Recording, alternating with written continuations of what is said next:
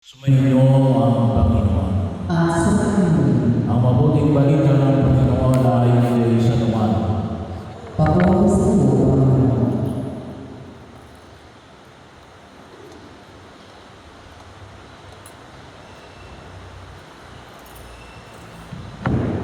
Noong panahon yun, muling nagpakita si Jesus sa mga alagad sa tabi ng dawa ng Tiberias. Ganito ang pangyayari.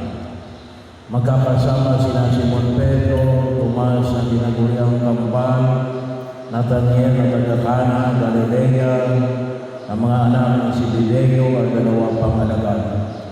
Sinabi sa kanila ni Simon Pedro, "Mangingisda ako, kasama kami," wika nila. Umalis sila umulan sa bangka, subalit walang nahuli ng gating iyon. Nang mangkang liwayway na tumayo si Jesus sa pampang, subalit hindi siya nakilala ng mga alagad. Sinabi niya, "Mga anak, mayroon pa kayong huli?" "Wala po," tugon nila. "Ihulog ninyo ang lambat sa gawing kanan ng bangka at makakahuli kayo," sabi ni Jesus. Inihulog na nila ang lambat at hindi nila ito mahila sa dami ng huli. Sinabi kay Pedro na alagad ang minamahal ni Jesus, "Ang Panginoon iyon." Nang marinig ito ni Simon Pedro, siya ay nagsuot ng damit sapagkat tumupad siya at tumalon sa tubig. Ang kasama niyang mga alagad ay sumapit sa pampang sa kayang munting bangka. Hila-hila ang lambat na puno ng isda.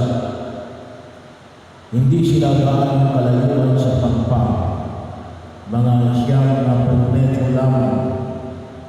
Pag-ahon nila sa pampang, ay nakakita sila roon ng mga baga na may isdang nakaihaw at ilang tinapay.